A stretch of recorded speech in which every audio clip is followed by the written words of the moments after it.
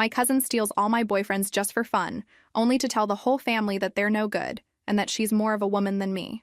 Before continuing the story, let us know in the comments which city you're watching from. Don't forget to subscribe to the channel. Hit the notification bell so you won't miss more stories, and leave your like on the video. My cousin has always been like this. Ever since we were kids, she had this sick need to prove she was better than me at everything. But what hurt me most was her specialty: stealing my boyfriends. It wasn't for love or passion. It was pure entertainment. She'd seduce them, play with them for a few weeks, then discard them like broken toys. And in the end, in front of the whole family, she'd proclaim they weren't worth it anyway, and that I needed more self-esteem to get real men. This time would be different. It had to be. Oliver and I had been together for 6 months, the longest relationship I'd ever maintained. He was everything my family always wanted me to achieve: successful, handsome, educated. He worked at a consulting firm and had ambitious plans for the future. "Are you bringing him to Sunday dinner?" my mother asked over the phone, with that excitement she only showed when it came to something she could show off. "I'm still thinking about it," I replied, already knowing what was coming. "Honey, you can't keep hiding him forever. Your cousin will be there and she's been asking about him. She's doing so well after her divorce, you know. The settlement left her very comfortable and she has such an active social life." There it was. The comparison. My successful divorced cousin who lived luxuriously off her ex-husband's alimony while dating different men every week. The golden standard I could never reach. "I know, Mom. She just wants to meet him. She's family, Zoe. What harm could it do?" What harm? She'd systematically destroyed every relationship I'd had since high school. The pattern was always the same. She'd show interest, use her charm and experience to seduce them, make them feel like they were missing out by being with boring little me, then dump them and tell everyone how they weren't good enough for our family anyway. But I'd learned from past mistakes. This time, I'd prepared Oliver from the beginning. I'd told him about her methods, her pattern, her need to prove her superiority. I'd asked him to reject any attempts at contact on social media, to keep his distance, to remember that she wasn't interested in him as a person, just as another trophy to steal from me. "I'll tell her all about him when I see her," Oliver had said, laughing when I first explained the situation. "Don't worry, I'm not going anywhere." He thought it was funny, a family quirk. He had no idea what he was up against. My cousin had perfected her technique over the years. She knew exactly how to make a man feel special, desired, like he was settling for less. She'd start with social media, casual likes, then comments, then private messages. She'd find common interests, shared experiences, reasons they should meet for coffee just as family. But Oliver had been strong so far. He'd shown me every friend request she'd sent using different fake accounts on Snapchat. Every single one rejected. Every attempt to connect blocked immediately. "She's persistent," he'd said after the 5th fake account attempt. But also kind of pathetic. Don't you think? I wanted to believe he was immune. I wanted to believe that this time would be different, that I'd finally found someone who wouldn't fall for her games. The problem was my mother. In her excitement to show off my new boyfriend, she'd let slip our address during one of her conversations with my aunt. And my cousin, being who she was, saw that as an invitation. I should have known she'd find a way to get to him directly. The doorbell rang on a Tuesday afternoon when I was at work. Oliver was home taking calls for his consulting project when my cousin decided to make her move. "Someone's here to see you," he texted me. "Says she's your cousin?" My stomach dropped. "Don't let her in," I typed back frantically. "I'm serious. Just tell her I'm not home and you're busy." Too late. She's already inside. Says your mom gave her our address because she wanted to drop off something for you. Of course she did. My cousin had probably spun some story about a family heirloom or a birthday gift that couldn't wait. My mother, in her endless need to facilitate family connections, had practically rolled out the red carpet. I called Oliver immediately. "Get her out of there. Now." "Relax, Zoe. She seems nice enough. We're just talking." That's exactly what I'm worried about. But Oliver had already hung up. For the next 3 hours, I sat at my desk, unable to concentrate on anything except what was happening in my apartment. I'd spent months preparing him for this moment, explaining her tactics, warning him about her methods. Yet here she was, in our space, working her magic while I was trapped 20 miles away in downtown traffic. When I finally got home, I found them sitting on opposite ends of our couch, both scrolling through their phones in what appeared to be comfortable silence. My cousin looked up with that innocent smile she'd perfected over the years. "Zoe, finally! I was just telling Oliver about the family cookbook Mom wanted me to give you. She held up a slim recipe book that I knew had been gathering dust in my aunt's kitchen for years. Oliver looked up from his phone, and I could see the irritation in his eyes. Good. That was good. She's been here for 3 hours, he said flatly. I kept telling her you weren't home, but she insisted on waiting. I just wanted to make sure you got this, my cousin said sweetly. And I thought it would be nice to finally meet the man who's made you so happy. The way she said happy made it sound like a temporary condition she could easily remedy. Well, now you've met him, I said, taking the cookbook. Thanks for bringing this by. She didn't move. Instead, she turned back to Oliver with renewed interest. I was just telling him about the business opportunities in this area. My ex-husband has connections all over the state, and I know Oliver's looking to expand his consulting work. My blood ran cold. She'd found his weakness, his ambition.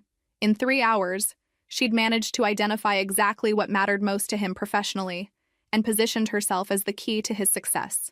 That's really not necessary, I said quickly. Oh, but it is, she continued, her eyes never leaving Oliver's face. A talented man like this shouldn't be limited to local clients. I could make some calls. Oliver looked interested despite himself. What kind of connections? Major corporations, government contracts, international firms. The kind of clients that could set you up for life. I watched as the seeds of temptation were planted. This was how she always started. Not with flirtation, but with opportunity. She made herself indispensable first, seductive second. I should probably get going, she finally said, standing up gracefully. But Oliver, would you mind if I added you on social media? I'd love to share some of those contacts I mentioned. This was it. The moment I'd been preparing for. Oliver looked at me, then back at her, clearly torn between the professional opportunity and the promises he'd made to me. I don't really use social media for business, he said carefully. Oh, but everyone does these days. It's the only way to network effectively. She pulled out her phone. Just add me on one platform. I promise I won't spam you with cat videos. She laughed at her own joke, and I saw Oliver's resolve wavering. The 3-hour conversation had worn him down, and the promise of career advancement was too tempting to ignore. I guess just on LinkedIn would be okay, he said finally. My heart sank. It was such a small concession, but I knew it was the first crack in the wall. She'd gotten her foot in the door. Within a week, my cousin had become Oliver's unofficial business advisor. It started innocently enough. A LinkedIn message about a potential client, a shared article about industry trends. But soon, Oliver was mentioning her in conversations daily. Your cousin thinks I should consider expanding to the West Coast? She sent me this article about government contracting that's really interesting. Did you know she has an MBA from a top-tier school? Of course she did. My cousin collected credentials the way other people collected stamps.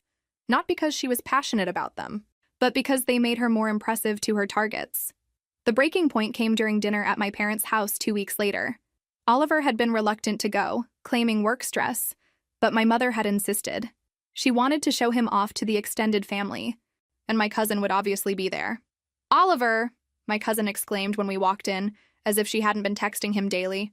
I was just telling Uncle Pete about your expansion plans. My father looked impressed. Expansion plans? It's just an idea, Oliver said modestly, but I could see he was pleased by the attention. Oh, it's much more than that, my cousin continued.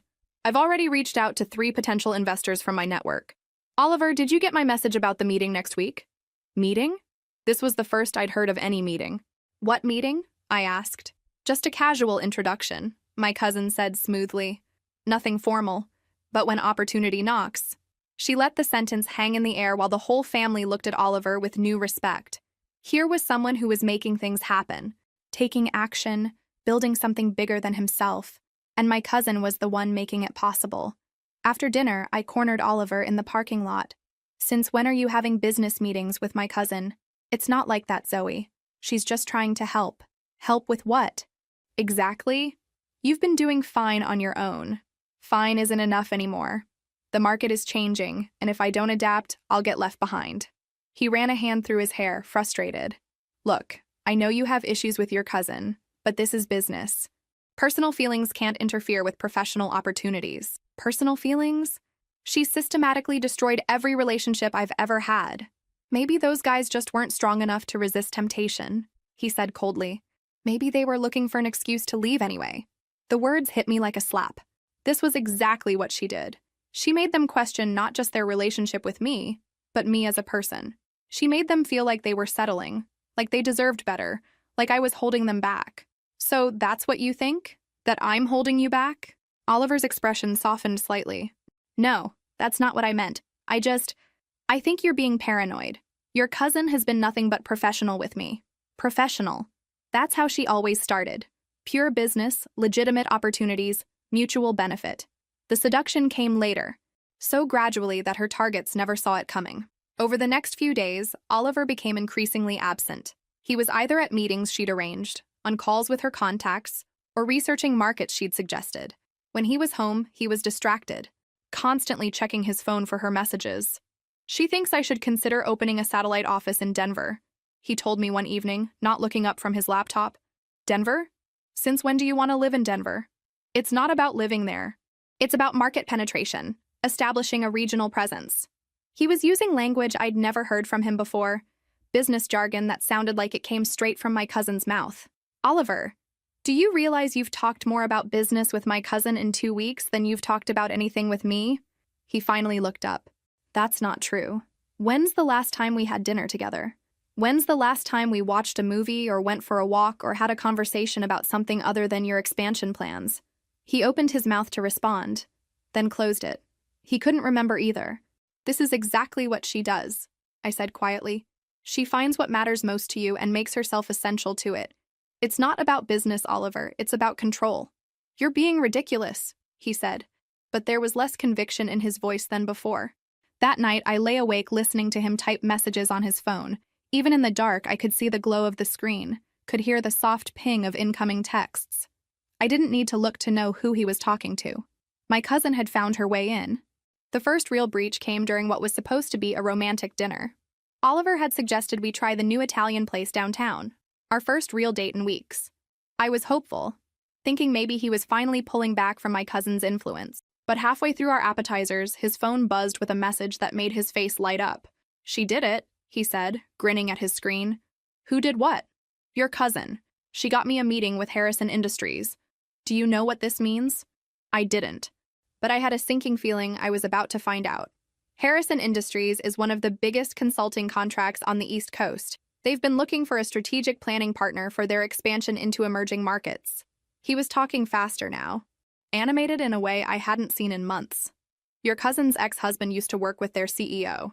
She reached out personally and vouched for me. She vouched for you? She barely knows your work. She knows enough. We've been going over my portfolio, my case studies, my 5-year projections. He paused, noticing my expression. What's wrong? This is good news, Zoe. This could change everything for me. How often have you been talking to her about your portfolio? I don't know. Every day, I guess. She's been incredibly helpful with strategy and presentation. Every day.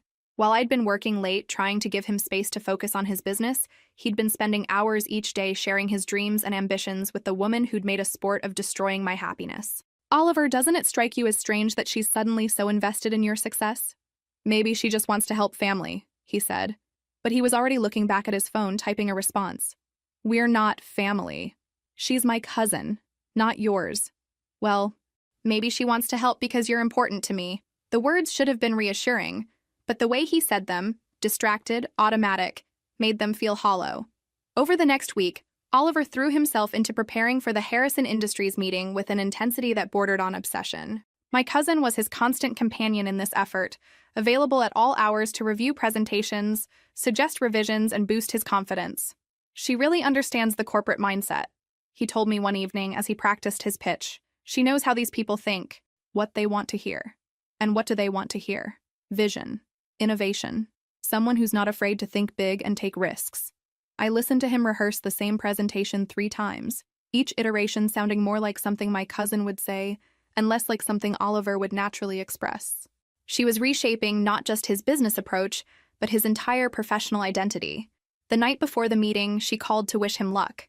I could hear her voice through the phone from across the room, warm, encouraging, confident. You're going to be amazing tomorrow, she said.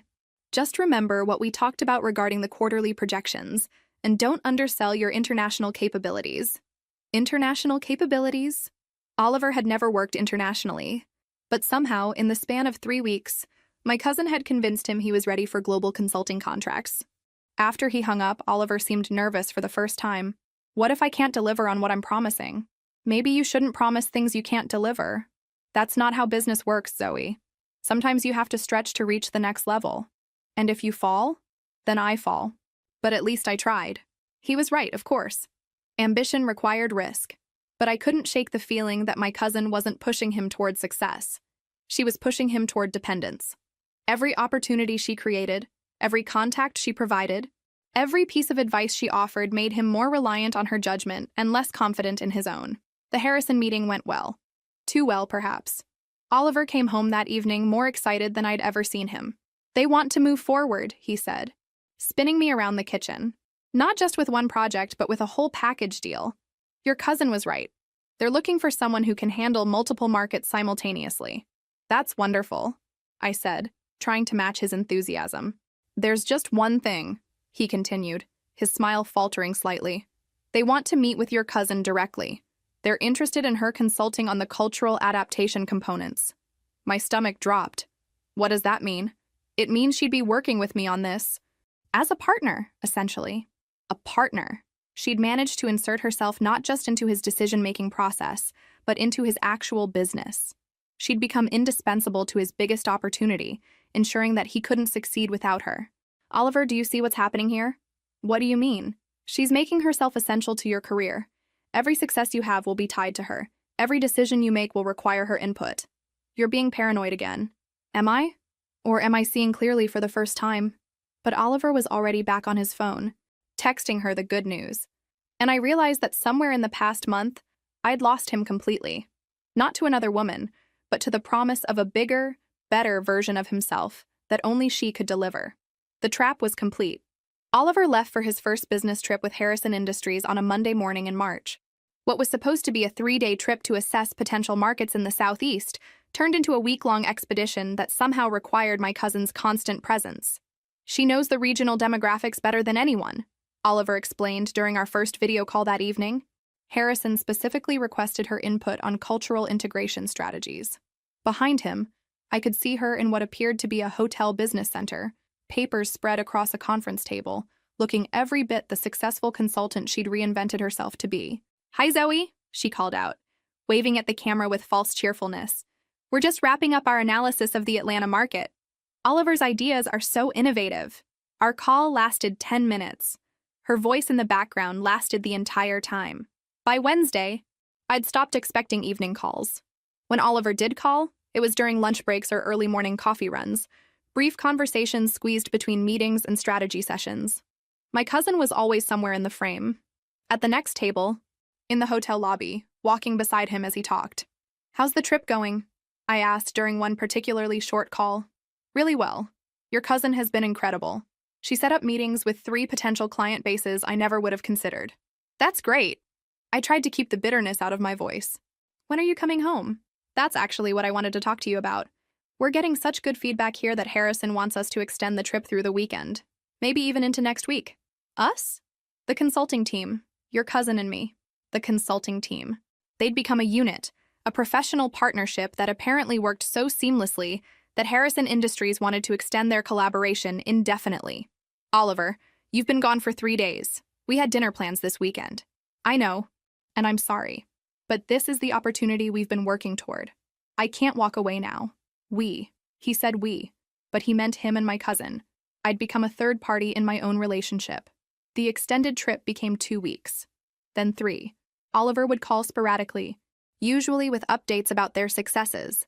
New clients secured, contracts signed, expansion plans approved. My cousin had successfully positioned herself not just as his business partner, but as the architect of his professional transformation. "The Harrison people love her," Oliver told me during one of our increasingly rare conversations. "She's so polished, so strategic. She really knows how to present ideas in a way that gets results." "And what about us? What about our relationship?" "What do you mean?" "I mean you've been gone for 3 weeks. Oliver, you call maybe every other day, and when you do, it's to tell me about business meetings and client presentations. When was the last time we talked about anything personal?" There was a long pause. "I'm building something here, Zoe. This is bigger than anything I've ever done before. With her. With Harrison Industries. Your cousin is just..." She's a valuable team member. Team member. That's what I'd been reduced to in his mind. Someone who wasn't on the team, who didn't understand the bigger picture, who was somehow holding him back from his full potential. When he finally came home, it was for exactly one day. He needed to pack different clothes, pick up some documents, and prepare for the next phase of the project, which would take him to potential markets on the West Coast. How long this time? I asked, watching him fold shirts I'd given him for Christmas into his suitcase. A month, maybe 2. It depends on how quickly we can establish the regional offices. We? The Harrison consulting team. He wouldn't even say her name anymore. She'd become so integrated into his professional identity that referencing her directly felt redundant. That night, as Oliver slept beside me for the first time in weeks, I lay awake thinking about how completely she'd won. She hadn't seduced him with flirtation or sexual appeal. She'd done something far more sophisticated. She'd become essential to his dreams. Every success he achieved would be tied to her. Every ambitious goal would require her expertise. When he left the next morning, kissing me goodbye with the distracted affection of someone whose mind was already elsewhere, I realized I was living with a stranger. The man I'd fallen in love with had been replaced by someone whose entire sense of self-worth depended on my cousin's validation and support. My phone buzzed with a text from my mother. "How's Oliver's business trip going? Your cousin posted some lovely photos from their client dinner last night. They look like such a professional team." I didn't respond. What was there to say? That she was right? That they did look like a perfect team? That somewhere between helping him achieve his dreams and supporting his ambitions, my cousin had managed to steal another boyfriend without him even realizing he was being stolen? The worst part was that I couldn't even blame Oliver entirely. She'd given him everything he wanted professionally while I'd been focused on our relationship. She'd made him successful while I'd been trying to make him happy. And in the end, success had proven more seductive than happiness. I was losing him one business meeting at a time. The mistake that changed everything happened on a Thursday evening in April. Oliver had been gone for 6 weeks. Our conversations had dwindled to brief text exchanges, and the occasional video call dominated by business updates. I was tired, frustrated, and desperate for any connection to the situation that was slowly destroying my relationship. I meant to call my cousin directly. Instead, I somehow dialed her ex-husband's number. "Hello?" The voice was deeper than I expected, tinged with confusion at receiving a call from someone whose number he didn't recognize. "Oh, I'm sorry, I was trying to reach—" "Wait, you're Zoe, aren't you? My ex-wife's cousin?" There was something in his tone that made me pause. Not warmth. Exactly. But recognition mixed with something that sounded almost like sympathy. "Yes, that's right. I was trying to call her, but I must have mixed up the numbers." "Don't hang up," he said quickly. "Actually, I'm glad you called. I've been wanting to talk to someone from her family." "About what?" "About what she's really up to these days. With this business consulting thing." My heart started beating faster. "What do you mean?" "Look, I don't know you well, but I know her. And I know she doesn't give a damn about anyone's business success unless there's something in it for her personally." He paused. "She's been posting all these photos on social media, traveling around the country with some guy, talking about their professional partnership. But the captions, they read like she's trying to make someone jealous." "Someone like who? Someone like you?" "I'm guessing." She always did get a kick out of stirring up family drama. The conversation lasted 20 minutes. Her ex-husband told me things I'd suspected but never confirmed. How she'd always needed to be the center of attention. How she'd sabotaged his relationships with friends and family. How she'd used his business connections not to help him succeed, but to control him. "She doesn't want your boyfriend, Zoe. She wants to prove she can take him. There's a difference." After we hung up, I sat in my apartment staring at the phone, processing what I'd learned. My cousin wasn't building a business partnership with Oliver. She was building a dependency. And once he was completely reliant on her professionally, she'd destroy him the same way she'd destroyed every other man who'd gotten too close to something she wanted. I was still sitting there when my door opened and my cousin walked in, clearly intoxicated and angrier than I'd ever seen her. "You called him," she said without preamble. "My ex-husband, he told me. I was trying to call you." "Bullshit." She dropped her purse and faced me with the kind of cold fury that comes with too much wine and too much truth. "You wanted to know what I was really doing with your precious Oliver. And what are you really doing?" She laughed, but it wasn't a pleasant sound. "What I always do, cousin. What I've always done better than you. Which is? Taking what you want and making it mine. The mask of professionalism, of family loyalty, of helpful concern dropped completely. You think I give a damn about Harrison Industries? About Oliver's little consulting dreams? I'm doing this because you actually thought you could keep him away from me. He's not a game. Everything's a game. Zoe. And you always lose. She moved closer, swaying slightly, but maintaining that predatory confidence that had terrified me since childhood. You want to know the truth? I could have had him the first day I walked into your apartment. Could have seduced him right there on your couch while you were at work. But that would have been too easy. Too quick. I wanted you to watch it happen slowly. I wanted you to see exactly how little you mean to him when someone better comes along. You're sick. I'm successful. There's a difference. She pulled out her phone and showed me the screen. Photos from their latest business trip. The two of them at client dinners, hotel lobbies, conference rooms. Look at these pictures, Zoe. Really look at them. He's happier with me in 3 months than he ever was with you in 6. The photos were devastating not because they were romantic, but because they showed exactly what she'd said. Oliver looking energized, confident, fulfilled in a way I'd never managed to inspire. He thinks he needs me for business, she continued. But pretty soon he'll realize he just needs me, period. That's when Oliver walked in. He'd come home early, planning to surprise me with a weekend together before his next trip. Instead, he walked into a scene that laid bare everything that had been happening behind his back. My cousin's expression changed instantly, the drunken honesty replaced by calculating damage control. But it was too late. Oliver had heard enough to understand exactly what kind of game he'd been drawn into. "How long have you been standing there?" she asked, her voice suddenly small. "Long enough," Oliver said quietly. His face was pale, his expression unreadable. For the first time in my life, I watched my cousin struggle to regain control of a situation. She tried charm, then explanation, then indignation, but nothing worked. The truth was out, and even her considerable skills couldn't put it back in the box. Oliver looked at me, then at her, then back at me again. "I need to think," he said finally, and walked out of the apartment.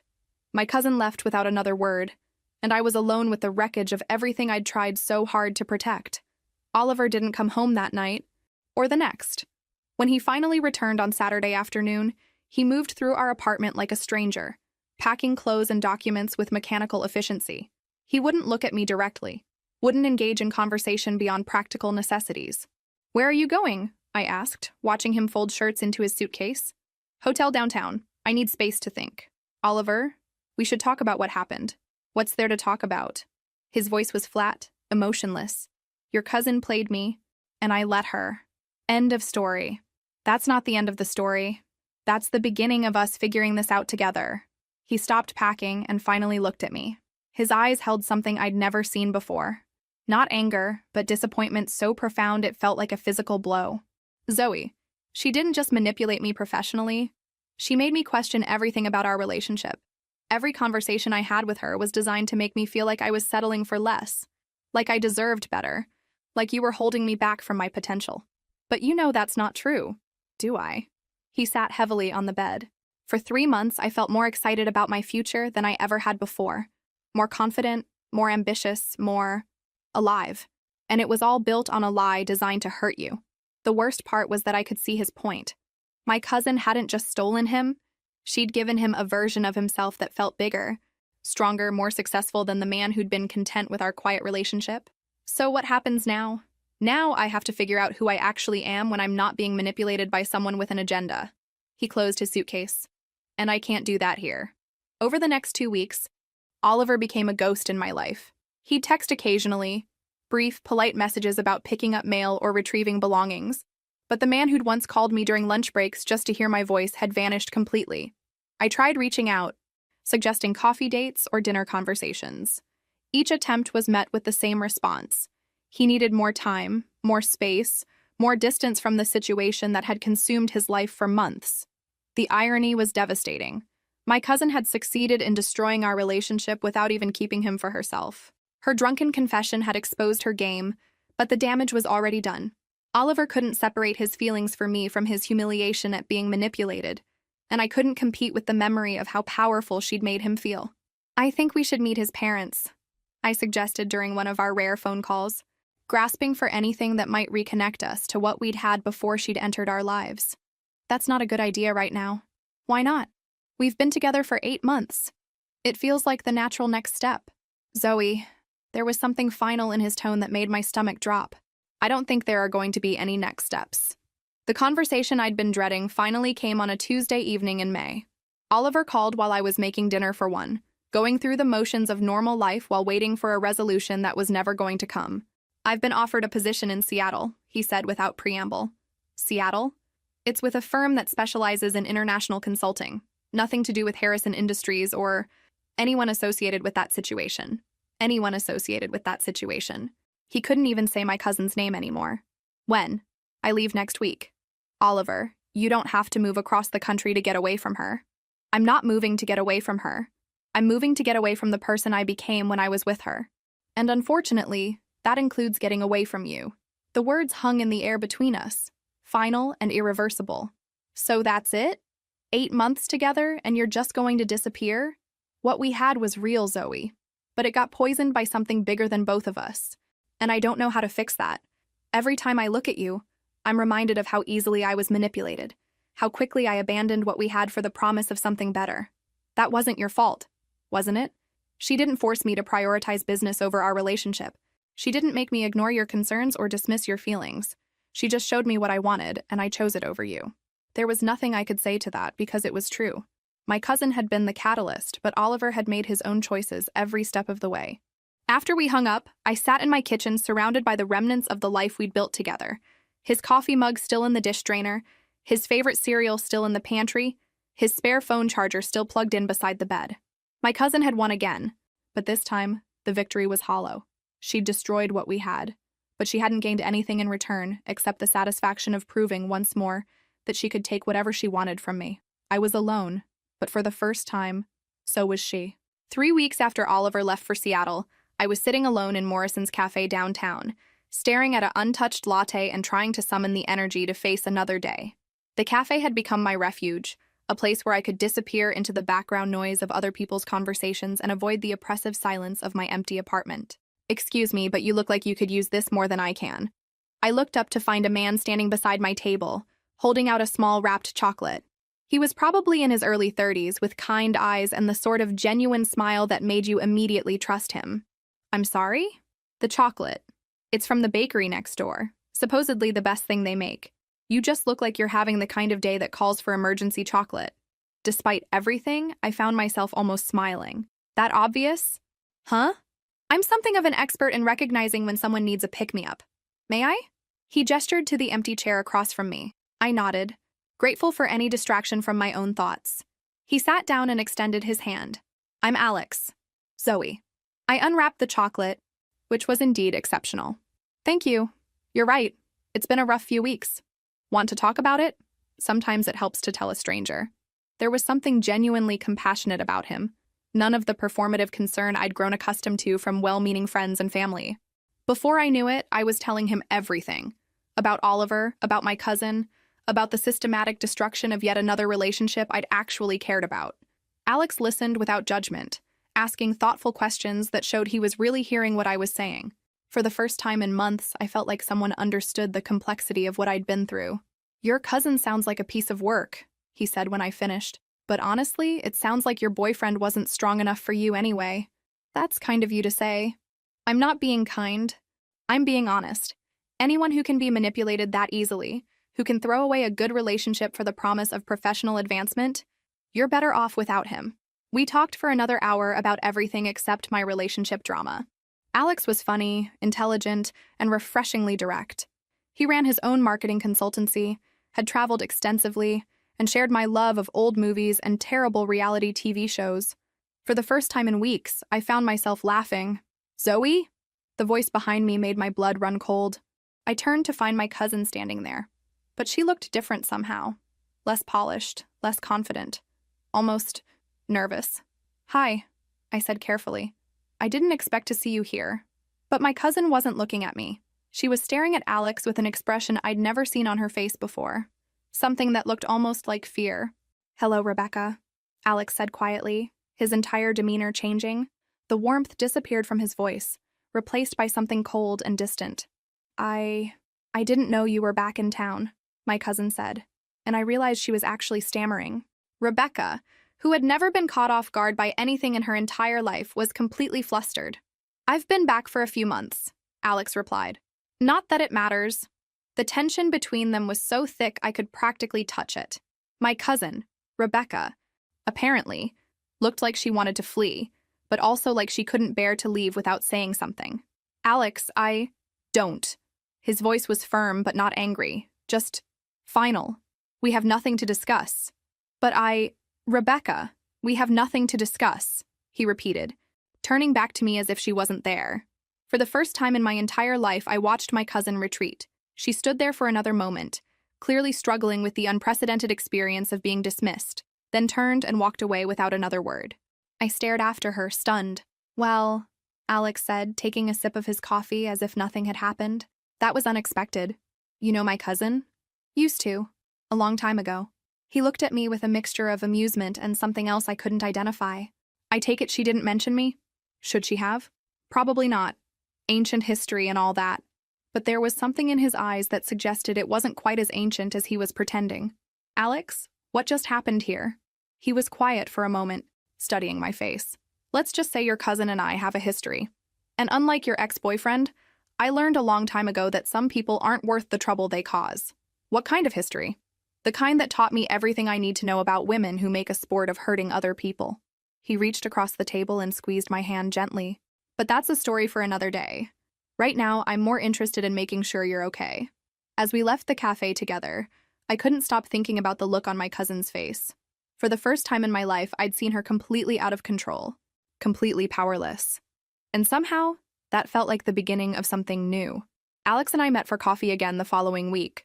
This time, I was the one who suggested it.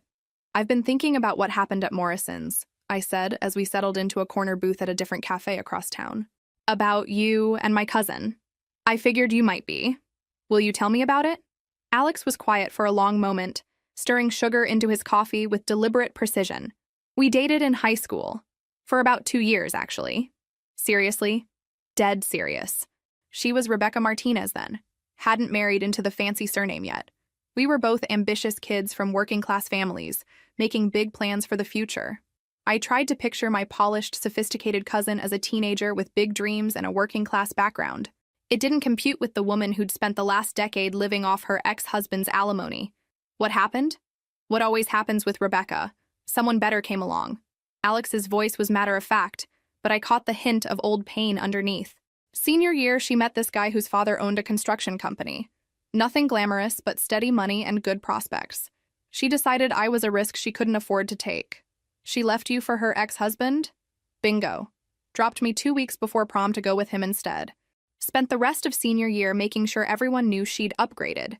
The cruelty was so typically Rebecca that I almost laughed. Instead, I felt a surge of anger on behalf of the 18-year-old boy who'd been discarded like an outdated accessory. I'm sorry. That must have been devastating. At the time, yes.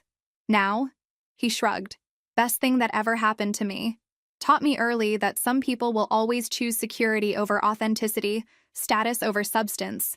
Saved me from making the same mistake twice. Is that why you were so cold to her at Morrison's? I wasn't cold. I was indifferent. There's a difference. Alex leaned back in his chair. Rebecca only has power over people who want something from her. The moment you stop caring what she thinks or what she can offer, she becomes irrelevant. Over the next few weeks, Alex and I fell into an easy friendship. We'd meet for coffee, go to movies, take long walks through the city. He was everything Oliver hadn't been. Present, attentive, genuinely interested in who I was rather than who I could help him become. What I didn't expect was how much my friendship with Alex would affect my cousin. She started showing up everywhere we went. If we were at Morrison's, she'd arrive 10 minutes later. If we went to the art museum on Saturday, she'd be there on Sunday, posting photos on social media of herself, enjoying the same exhibits. If Alex mentioned liking a particular restaurant, she'd check in there the next day. She's following us, I told Alex after the 4th suspicious encounter in 2 weeks. I noticed. Doesn't it bother you? Not particularly. She's not following us, Zoe. She's following me, and frankly, it's kind of pathetic. He was right. My cousin's behavior had taken on a desperate quality I'd never seen before. Gone was the cool confidence, the calculated manipulation. Instead, she seemed genuinely panicked by Alex's complete lack of interest in her. The situation came to a head during our 6th week of friendship. Alex and I were having dinner at a small Italian place when my cousin appeared at our table, uninvited and visibly determined. "Mind if I join you?" she asked, already pulling out a chair. "Actually, we do mind," Alex said calmly, not looking up from his pasta. "I was hoping we could talk, clear the air." "The air is perfectly clear." "Alex, please. We have history. That has to count for something." Finally, he looked at her directly. "You're right. We do have history. You chose someone else because he had better financial prospects, then spent the next 15 years proving that you made decisions based on what people could do for you, rather than who they actually were. That history is exactly why we have nothing to talk about now." My cousin's face flushed. "That's not fair. We were kids. People change. Some people change. You became more of who you always were. I made mistakes. You made choices. And now I'm making mine." Alex turned back to his dinner. "Enjoy your evening, Rebecca." She sat there for another moment, clearly struggling with the unfamiliar experience of being dismissed. Then she stood abruptly and left without another word. "Wow," I said after she was gone. "Sorry about that. I probably should have handled it more diplomatically." "Are you kidding? That was the most beautiful thing I've ever seen." I realized I was grinning. No one has ever been immune to her before.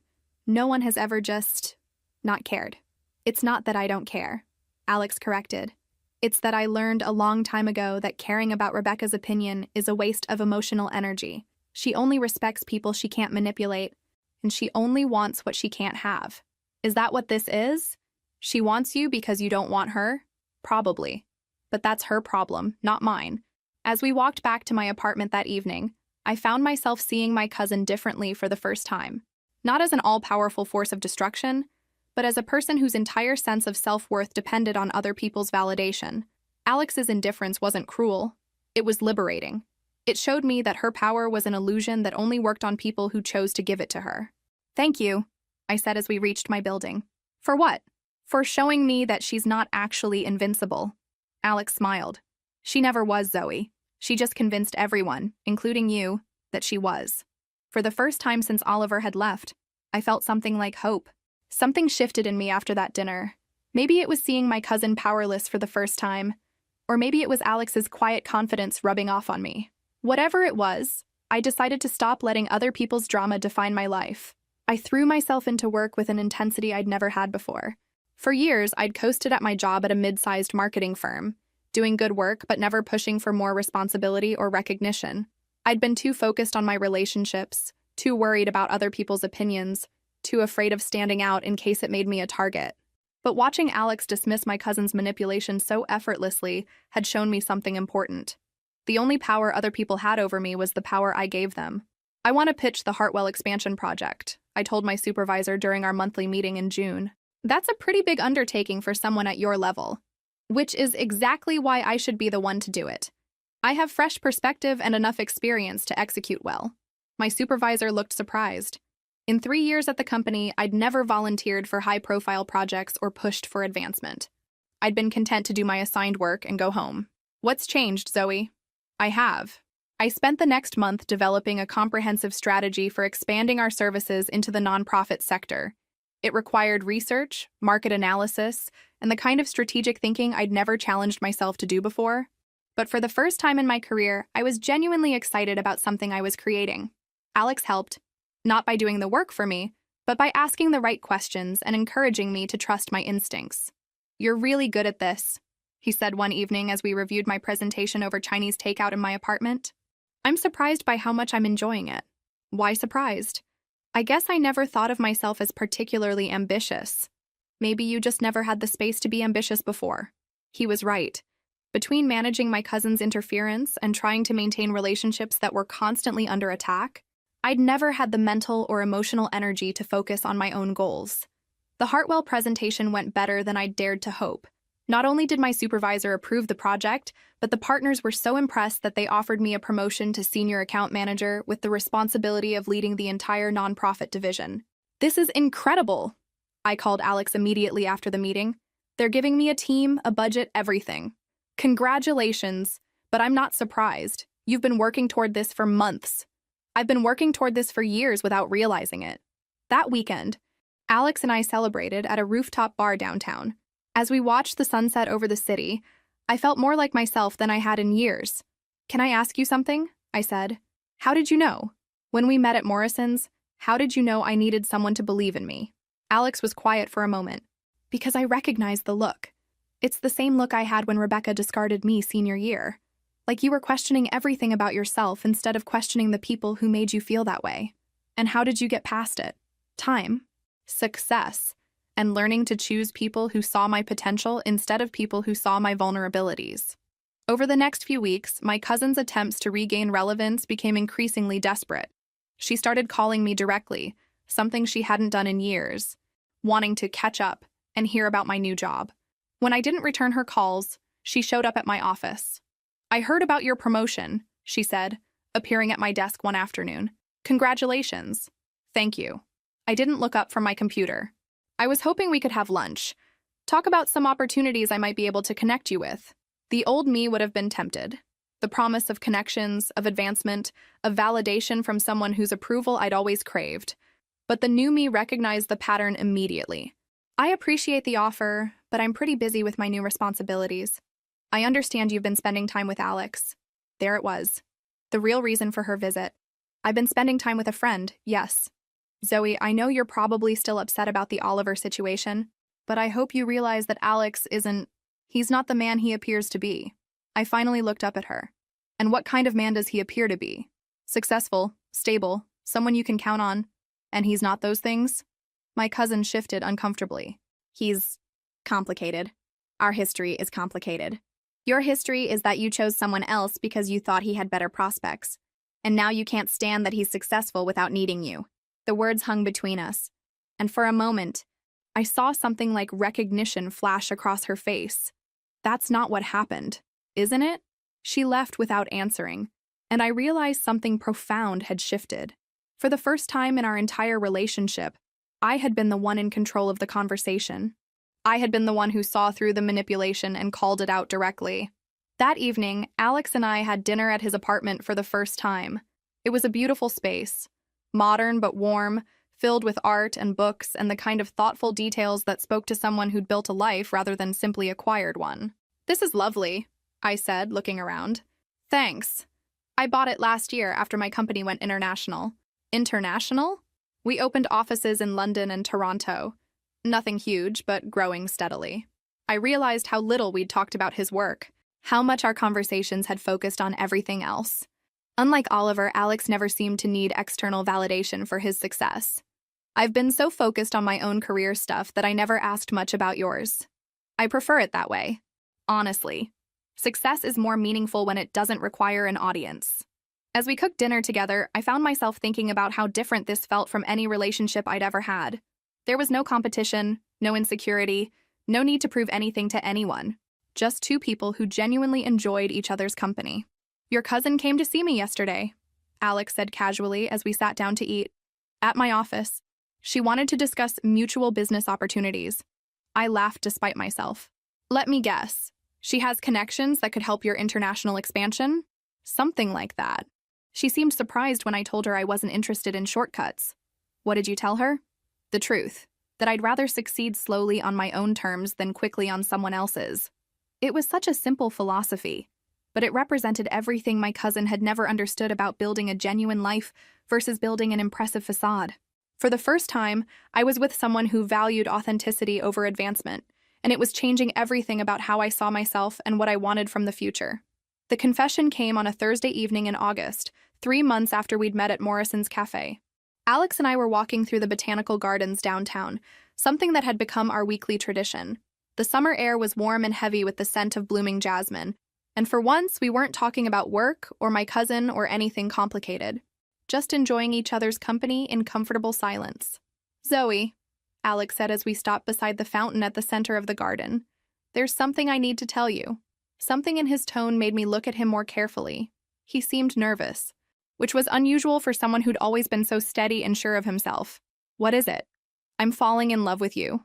The words hung in the air between us, simple and honest and completely without pressure. He wasn't asking me to say it back or demanding immediate reciprocation. He was just telling me the truth. "Alex, you don't have to say anything right now," he continued quickly. "I know you're still processing everything that happened with Oliver. still figuring out who you are when you're not defending yourself against other people's manipulation. I just wanted you to know where I stand. I stared at him, overwhelmed by the directness of it. No games, no strategic timing, no hidden agendas. Just a man telling a woman how he felt and giving her space to figure out how she felt in return. Can I ask you something? Why now? Why tell me this now? Alex smiled. Because hiding it was starting to feel dishonest. And dishonesty is what destroyed every other relationship you've had. I figured if we were going to build something real, it should be based on truth from the beginning. Over the next few weeks, I found myself thinking about Alex's words constantly, not because I felt pressured to respond, but because they'd opened up a space in my mind where I could examine my own feelings without fear or urgency. The truth was, I had been falling in love with him too, but it felt so different from what I'd experienced with Oliver or any of my previous relationships. There was no anxiety, no constant worry about whether I was enough or whether someone better would come along. There was just the steady, growing certainty that this person understood me and valued me exactly as I was. My breakthrough came during a particularly successful week at work. The nonprofit division I was leading had just secured our biggest client yet, and I was feeling more confident and accomplished than ever before. As I sat in my office reviewing contracts and planning strategy sessions, I realized that for the first time in my adult life, I felt complete on my own. That was when I knew I was ready to love someone else. Not from a place of need or insecurity, but from a place of wholeness and choice. I called Alex that evening. Can you come over? I have something I want to tell you. He arrived with Chinese takeout, and that gentle smile that had first drawn me to him months ago. So, he said as we settled on my couch with containers of lo mein and sweet and sour chicken. What's on your mind? I love you too. The words came out naturally, without drama or fanfare. Just a simple statement of fact that felt as comfortable as breathing. Alex set down his chopsticks and looked at me with an expression of such genuine happiness that it took my breath away. Yeah. And I wanted to tell you because hiding it was starting to feel dishonest. He laughed and pulled me into his arms. And for the first time in my life, I felt like I was exactly where I belonged. Our relationship developed slowly and naturally from there. No rush to define things or make grand gestures or prove anything to anyone. We simply enjoyed being together. Whether we were working late at our respective offices, exploring new restaurants, or spending quiet evenings at home reading and talking about our days. The most surprising thing was how little my cousin factored into our happiness. She'd made a few more attempts to insert herself into our lives, showing up at places we frequented, trying to orchestrate accidental encounters. But her behavior had taken on such a desperate quality that it was more sad than threatening. The final encounter came on a Saturday afternoon in September. Alex and I were browsing at the farmer's market when we literally bumped into my cousin near the flower vendors. Oh, Zoe, Alex, what a surprise. But this time she didn't look manipulative or calculating. She just looked tired. Hi, Rebecca, Alex said neutrally. I actually wanted to talk to both of you, she said, surprising me. I owe you an apology, Zoe. Several apologies, actually. I glanced at Alex, who shrugged as if to say this was my call. What kind of apology? The kind where I admit that I've spent most of our lives being jealous of something I couldn't even name, and taking it out on you in the cruelest ways possible. It was the closest thing to self-awareness I'd ever heard from my cousin. What changed? I asked. She looked at Alex, then back at me. Watching someone choose authenticity over opportunity, I guess. Watching you become the person you always could have been if I hadn't spent so much energy trying to prove you weren't good enough. Rebecca. I'm not asking for forgiveness, she continued. I don't deserve it. I'm just asking for the chance to stop being the villain in your story. Alex and I exchanged another look. There was no manipulation in her voice, no hidden agenda that I could detect. Just someone who'd finally recognized the cost of her own behavior. Okay, I said finally.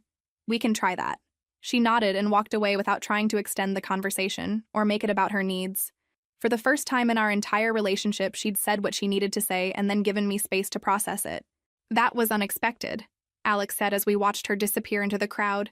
Good unexpected or bad unexpected? Just unexpected. How do you feel about it? I thought about it as we continued walking through the market, Alex's hand warm and steady in mine. Like maybe she's finally figured out what I learned months ago, that other people's happiness isn't a threat to your own. That evening, as Alex and I cooked dinner together in my kitchen, I realized how much my life had changed since that day at Morrison's Cafe. I had work that excited me, a relationship that fulfilled me, and for the first time ever, a cousin who wasn't actively trying to destroy my happiness. Most importantly, I had myself, confident, capable, and finally free from the need for anyone else's validation to feel complete. We got married on a quiet Saturday morning in October, exactly 1 year after Oliver had left for Seattle. It wasn't a grand affair, just us, a justice of the peace, and 2 friends as witnesses in the small courthouse downtown. Alex had suggested something bigger, but I'd wanted something that was entirely ours, free from the performance and drama that had characterized so much of my past. "Are you sure you don't want your family there?" Alex had asked when we were planning. "I want the people who've supported us to be there. That's you, me, Sarah from work, and your business partner, Tom. Everyone else can find out later." We'd planned to tell our families after a quiet honeymoon weekend, but my cousin had other ideas.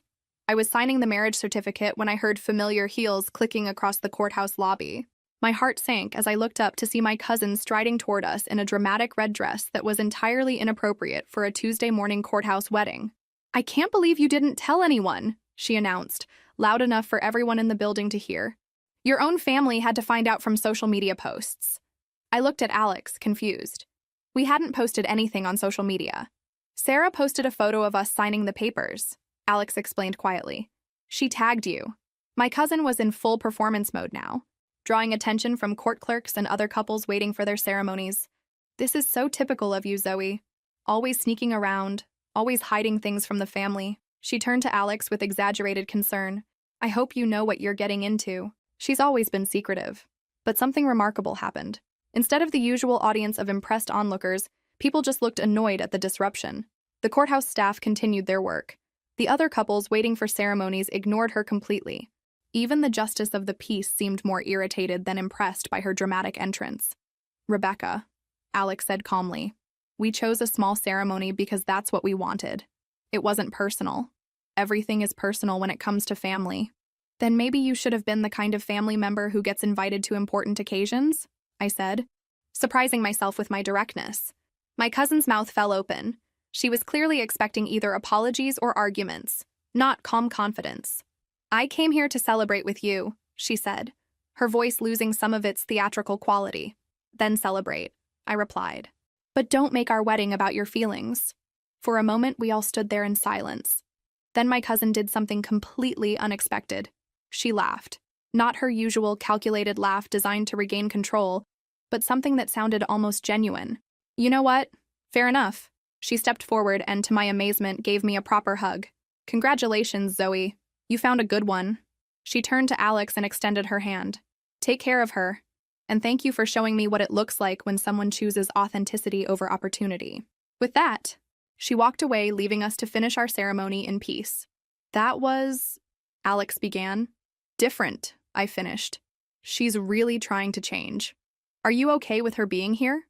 I thought about it as we posed for photos with Sarah and Tom, as we signed the final paperwork, as we walked out of the courthouse as husband and wife.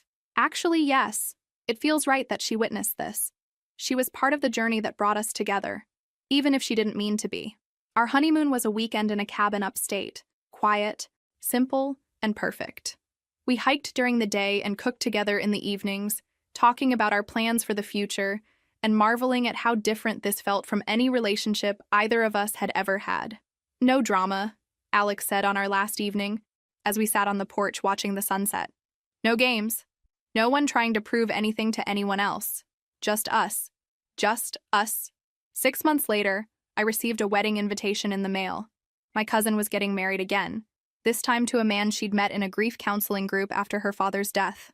The wedding was small, tasteful, and apparently based on something real rather than strategic. "Are you going?" Alex asked when I showed him the invitation. "I think so. You? If you want me there." The wedding was lovely. My cousin looked genuinely happy in a way I'd never seen before. Not performatively happy or strategically happy, just content. Her new husband was quiet and kind, the sort of person who clearly valued her for who she was rather than what she could do for him. During the reception, she approached Alex and me at our table. "Thank you for coming," she said simply. "Thank you for inviting us. I wanted to tell you both something." She took a breath.